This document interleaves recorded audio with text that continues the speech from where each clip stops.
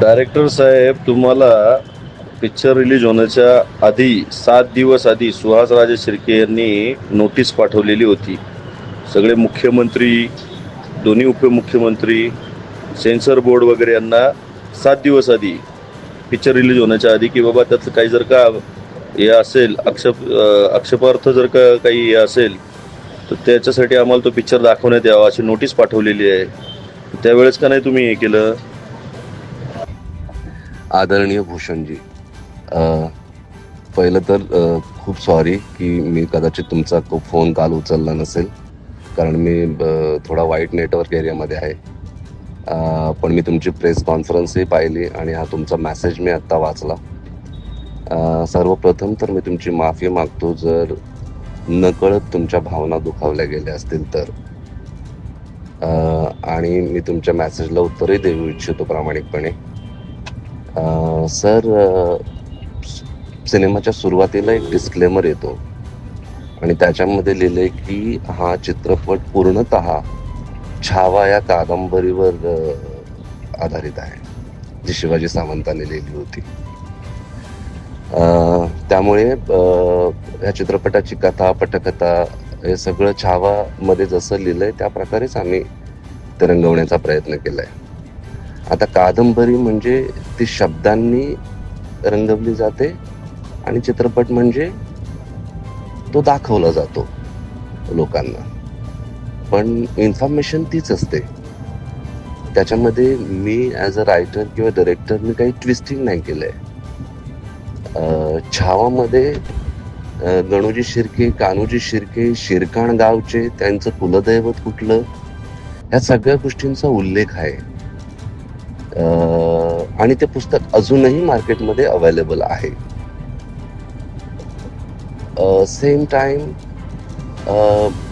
कदाचित if I am not wrong, महाराजांवरती जी TV सिरियल आली होती त्याच्यामध्ये पण एक्झॅक्टली तसंच नावासकट, गावासकट दाखवलेलं आहे.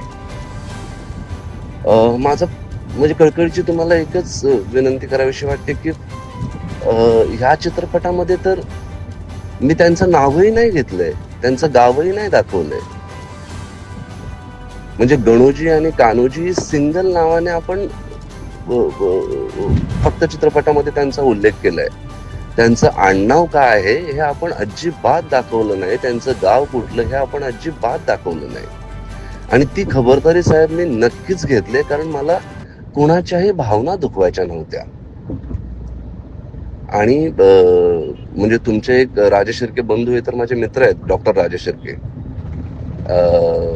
पण ह्या चित्रपटाचा उद्देश कोणाच्या भावना दुखवायच्या नव्हत्याच. आणि दुसरी गोष्ट, तुम्ही म्हणालात पैसे कमवण्यासाठी हा चित्रपट मला बनवायची गरजच नव्हती साहेब. माझ्याकडे इतर खूप विषय होते जे भरपूर पैसे कमवून देऊ शकतात.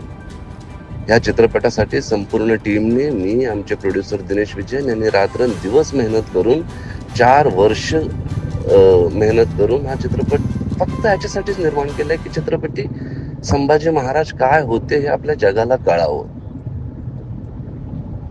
छत्रपती संभाजी महाराजांवरून किती गढूळ लिखाण आहे हे देखील तुम्हाला माहितच आहे. ते पुसण्याचा हा एक प्रयास होता. आपले राजे काय होते हे बच्चाला कळावं हा एक प्रयास होता. पैसे कमवण्यासाठी इतर खूप विषय आहेत हो.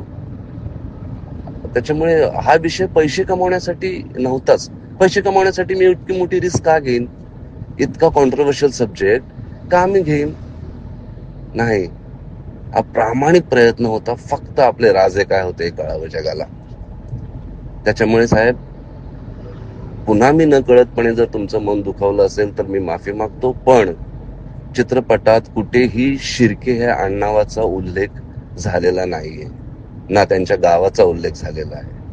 वर्सेस ज्या इन्फॉर्मेशन्स छावा कादंबरीत किंवा काही इतर मराठी सिरियल्स असोत किंवा काही दुसरे चित्रपट असोत त्याच्यामध्ये तो उल्लेख केलेला आहे आणि ते आजही इंटरनेटवर अवेलेबल आहे. पण छावा चित्रपटात कुठेही शिर्के ह्या आडनावाचा उल्लेख झालेला नाही साहेब. त्याच्यामुळे मला असं वाटतं की तुम्ही समजून घ्याल माझ्या भावना आणि कुठेही डिसरिस्पेक्ट न करता हा चित्रपट बनवलेला आहे. कुणाच्याही भावनांना दुखावण्याचा प्रयत्न याच्यामध्ये संपूर्ण आहे. तरीही तुम्हाला काय वाटलं असेल तर मी दिलगिरी व्यक्त करतो. आपल्या भागातील बातम्यांसाठी संपर्क राहुल गुरव 9689322503. चला तर मग आजच संपर्क साधा आपल्या भागातील बातम्यांसाठी.